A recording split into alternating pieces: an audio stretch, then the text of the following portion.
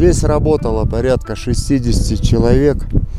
Одни строили дом, другие там подводили эти коммуникации, воду. Вот, ну, усилия очень тяжелые. Вот построили бетонную площадку вертолетную. Это же титанический труд. Здесь нету ни дорог, ни бетономешалок, ни какой-то. Вся механизация это один вот на аккумуляторах мотороллер, остальное носилки и все вручную месилось.